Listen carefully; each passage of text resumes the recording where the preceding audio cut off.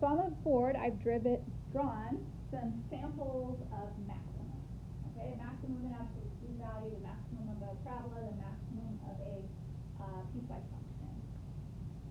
If you were to summarize the behavior of the derivative around each of those maxes, could you come up with something that it does consistently every single time? Any ideas? Think about the derivative. What does it do consistently every time around a maximum? Holiday. It starts either positive or negative and then shifts to the other.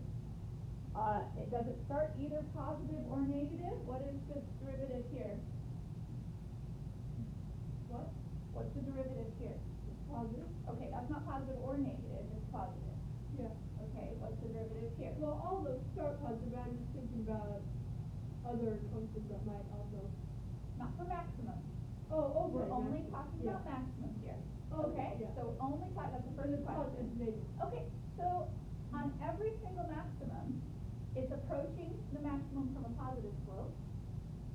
And then on the other side of the maximum, it changes to some kind of negative slope. And that's exactly right. That will happen at every max.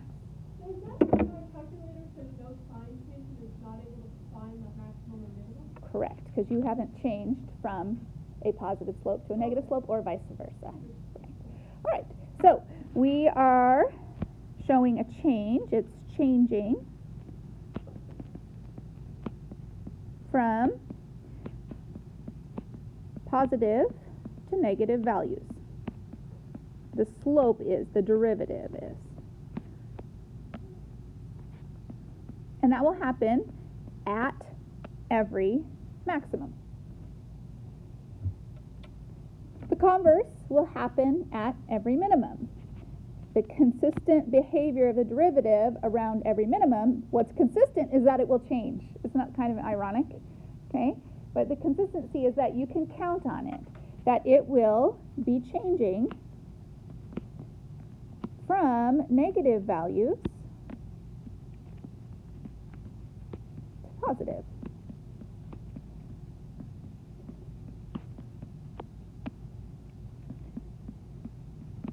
If you can count on that to be true, then that will help you work backwards. If you see something where the derivative changes from positive to negative, what can you assume is happening? It's going to have a maximum. And if you see the derivative changing from negative to positive, what are you guaranteed to have happen? A minimum. So you can use that to work back and forth. And that's called first derivative analysis or analytics. And so we're going to model that. I'm going to do an arbitrary function first, which frustrates people because it doesn't have numbers in it. But let me show you. All right, I'm going to make you a chart where x is always less than a. And then another piece of the function is going to go between a up to some position b. And then the next piece of the function is going to go from b up to c. And then the last piece of the function will be all of the interval of the domain that's greater than c. So, no numbers, we're just going to do it with letters first.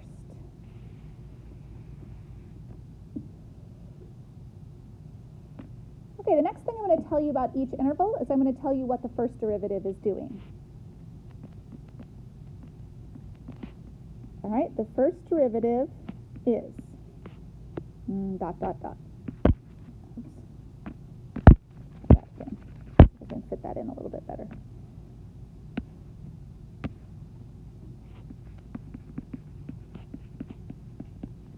We're going to complete this statement. The first derivative is blank, blank, blank, dot, dot, dot. Okay. Within the first interval, the first derivative is positive. Within the second interval, the derivative changes to negative. Within the third interval, the derivative continues to be negative. and the fourth interval, the derivative is positive. Now what we're going to do is we're going to perform analytics on this. It's first derivative analysis. Just by looking at that, you should be able to tell me something about what the function looks like. I should ask you to, okay, draw me that function now, or sketch me that function. All right, does anybody want to take a stab at what could you guarantee me about that function? Okay, go ahead, Lucas. Okay, so let's be specific. Tell me just about maximum first.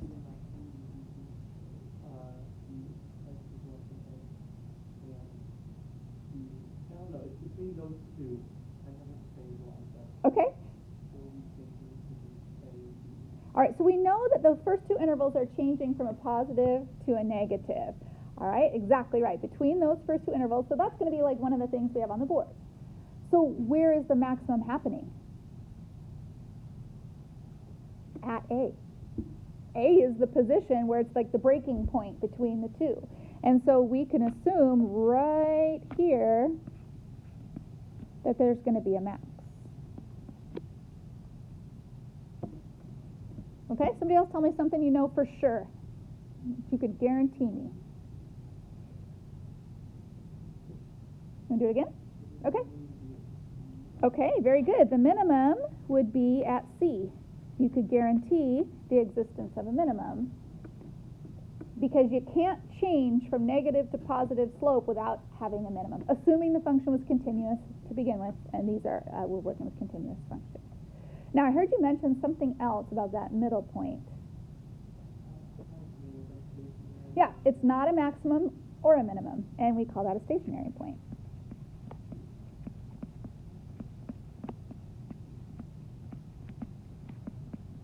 So could you create a sketch of that? Well, okay, sure. I need to have positive slope coming up to a max. The max is happening at A. I need to have negative slope coming down to a horizontal tangent right there, and there's B. But it needs to stay negative and not be a minimum or a maximum. So that needs to keep going till I get down to C. And then I switch to a positive slope. And there's a sketch of the original graph. I didn't need to know a function. I didn't have to know an equation. I could sketch a reasonable picture of the graph just by doing a first derivative analysis. Okay, now what we're going to do next is practice something for an AP rubric, which is the writing part of the exam, where you have to argue your way or justify a solution. Let me give you a sample sentence.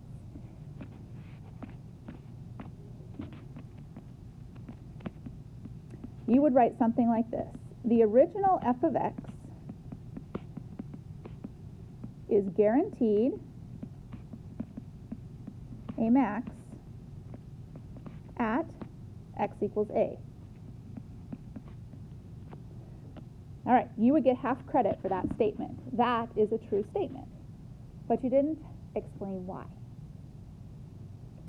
And so then the second half of the requirement is what comes after your because. It's literally like a fill-in-the-blank cookie cutter. Okay, how many of you were in stats 2 during 4th period? You guys started to like, it has to be exactly like this and you have to write it in an exact certain way. You started to do that yet? Okay. All right, because. And so like Lucas was saying, we can argue our way because, and your reason is based on what the first derivative is doing. Because the derivative changes from positive values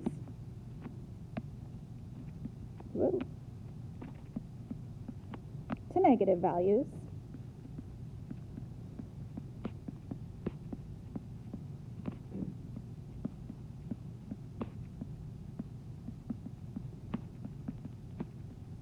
which indicates a behavior change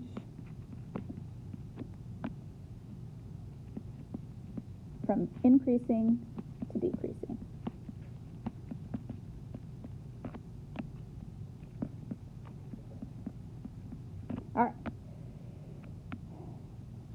the way this is graded, number 1, did you clearly say if it's a max or a min? 2, did you clearly say the position of the max or a min? Okay, so the original function has a max, I've stated that, where at x equals a, y. Now, does your reason refer to the first derivative and what the first derivative is doing? It can't be like, why? Because I looked at the graph and I saw it was a max. Okay, it has to be based on because of what the first derivative did to prove that it was a max. So it's the what, the where, the why. The what, a max. The where, a. The why, because of what the first derivative is doing. And you can copy and paste that for the minimum. Okay, we won't write the whole minimum out. Does anybody want to like say what the minimum statement would be, just for practice? Isaac, how about you try? Original f of x is guaranteed a minimum at x equals 3 because there is changes from negative to positive within just derivative from decreasing. Perfect. Perfect. Okay. Now, you can put your own spin on that, and you could write it in, slightly different language or whatever, but the meat of that, the genesis of that should be coming from that. Okay. All right, and so that's one of those, it'll say where will this have a max or a min? Justify your answer. That's what they're looking for right here. All right, so let's actually do it with like a real problem that's got numbers and it's an actual function. Or they might say, is there going to be a max or min at b for that particular one we just did? And then you would have to say, no, the function will not have a max or a min at b because the first derivative did not demonstrate a change. It was negative and it stayed negative. That means it does not qualify as a max or a min. Okay, it's got to be the reference of the change. Okay, all right, so let's given f of x to be equal to x rad 4 minus x squared.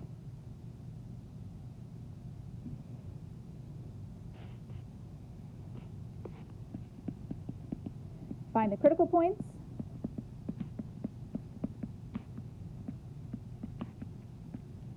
And analyze the behavior, which means make a chart and tell me about, oh, by the way,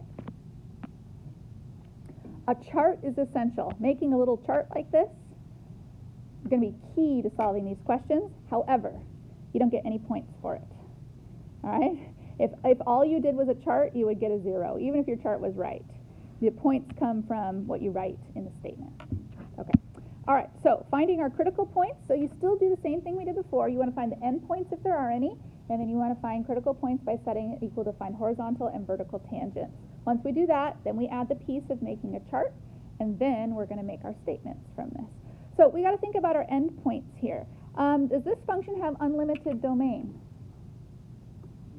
No. What's the problem? Okay, a rad, that square root. Okay, so how am I limited here?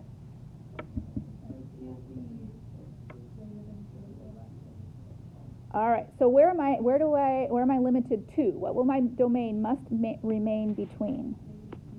Okay, my domain is from -2, inclusive. It can be -2, and +2, inclusive. So that's going to be my endpoints. So I want to find those first. Okay, so I'll have f of -2, which turns out to be 0, and f of +2, which also turns out to be 0. To find my critical points, I need to find the first derivative and set it both equal to 0 for horizontal tangents and 1/0 for the vertical tangent. So let's find f prime. And what are we going to need to use to find f prime? Product rule. It's all coming together. Okay. All right. So f of x, we want to think of f of x as this, x times 4 minus x squared to the half. I think you'll want to think of it that way. And then perform the product rule. And so we'll have a quantity A and our quantity B for our product rule. And so our derivative would be 4 minus x squared to the half times the product rule of 1 plus x times 1/2 times 4 minus x squared to the, what's the new power on that? Negative 1/2. And anything else I'm forgetting? Not only do I have to use the product rule, what else? Chain rule. Okay, it's all coming. That chain rule because it had a parentheses. So we need to clean this up. Algebra before calculus. All right, algebra. So rad 4 minus x squared is the lead term. This will become minus the 1/2 and the 2 reduce. What do you see that's left in the numerator? Okay, or yeah, I have a minus, so x squared. And my denominator? Rad 4 minus x squared. Okay, again, algebra before calculus. We need a common denominator here. Before you try and set this equal to 0, get yourself a common denominator, which requires you to multiply, assuming that this is over the number 1, you'll multiply by the rad of 4 minus x squared.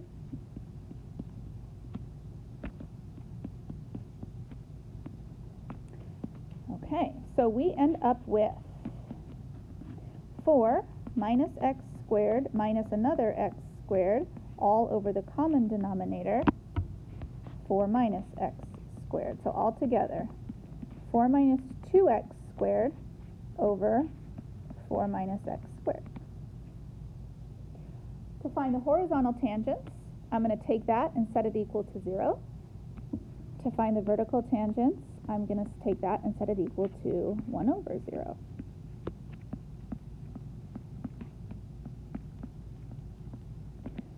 Okay, so 4 minus 2x squared over the radical of 4 minus x squared being set equal to 0. I like to do 0 over 1, so I have something to cross multiply. And then 4 minus 2x squared over the square root of 4 minus x squared, that equal to 1 over 0 also, so I have something to cross multiply. When I cross multiply the horizontal tangent, I end up with 4 minus 2x squared is equal to 0. So negative 2x squared equals negative 4. So x squared equals 2. So x is plus or minus rad 2. When I do my vertical tangents and I cross multiply, I get the square root of 4 minus x squared is equal to 0. When I square both sides and I solve that,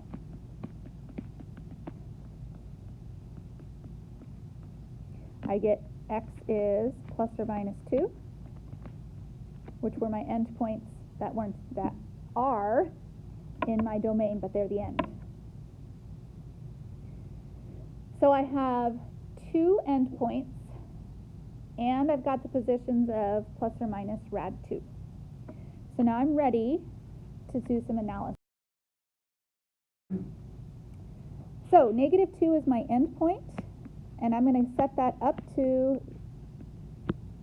negative rad 2. When you do analysis, it's open intervals. Okay, you don't need to include the equal to part. Then negative rad 2 up to positive rad 2, and then positive rad 2 up to the endpoint of 2.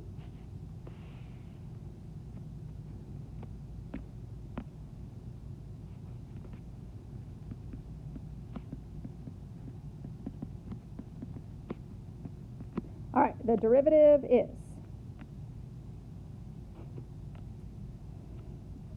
we need to find out if the derivative is positive or negative in those particular intervals. Because it's an interval, you can pick the easiest number in the interval to plug back into the derivative. So let's start in the center. What would clearly be the easiest number in that interval? 0. So let's plug that back into not the original, the center we're starting. Okay, let's not back into the original function now, we're plugging it back into the derivative function. All right, so we're going to take 0, and we're going to plug it back in here, which is our derivative function. And if I put 0, I don't even have to know what it is. I just need to know, is it positive or negative? All right, so if I put 0 in there, what kind of number am I going to get on the top? Positive. What kind of number am I going to get on the bottom? Positive. Therefore, the derivative in that interval must be positive. Okay, it is not relevant exactly what the number is. It's only relevant what the sign of that is. Okay, now I think on either end, you'll find it easier to plug in like 1 and negative 1. And so we'll think back to again, we're doing it back in the derivative. So if we plug in 1 and negative 1, okay, all right, what do we get in the, no, I can't use 1 and negative 1, can I? Can't use 1 and negative 1 because 1 is not, square root of 2 is 1.4, so I can't use negative 1. What should I use? 1.5, yeah. All right, so I use 1 and a negative 1. All right, if I plug in 1.5, I square it, I times it by 2, and I subtract 4 in the numerator, what am I going to get? Mental math here. This is good brain exercise. You take 1.5 and you square it, you get 2.25. If I take 2.25, I multiply it by 2. Okay, it's going to be more than 4. So when I subtract, I'm going to get a negative number. What about the denominator? When I take 1.5 and square it, I'm only going to get 2.25. And then I get a positive in the denominator. So this is overall going to be a negative number. The exact same thing happens on the other side. So that analysis will lead you to make good statements. Now we can say with confidence that the original function has some things going on here. It's got, from the negative to the positive change, I'm going to have identified as a min. And from the positive to the negative change, I have identified as a max. But there were endpoints to this problem as well. So you got to also tell me what's going on at the endpoints. Okay, let's start with the right endpoint at 2. If I have achieved a max, and I have a negative slope after that, and then I come to an endpoint, what kind of a number is that? Max or a min? I've achieved my max at rad 2. It says I have negative slope, so I do nothing but go down, and then I come to an endpoint. Is that a max or a min? Folks, not supposed to. We have to also identify that as a max. Maybe it's local or relative, we're not sure. Min, maybe it's local, we're not sure. What would be the only way to tell which of those maxes was the max, the absolute max? Where would you have to plug it back in? Back to the original. You'd have to see which is the max of the maxes. And if you wanted to know what was the min, you'd have to go back and plug it into the original to find out which one was the min of the mins. You don't have to do that unless they specifically ask you to distinguish between the two, what is the value of the absolute max. Then you got to go back and plug this in. I'm not going to write the whole statement because we know what the whole statement would look like right now, but that's how you're going to get started. So you would say something like, I'll just get you started.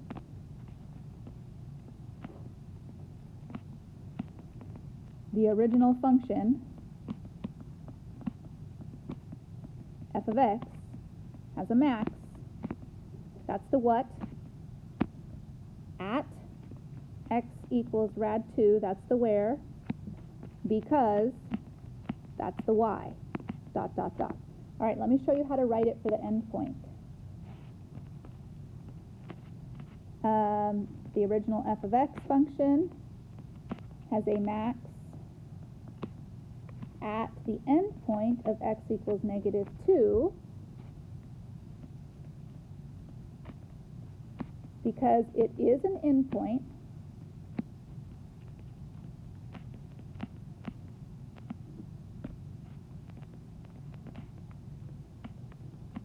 and decreases on the right.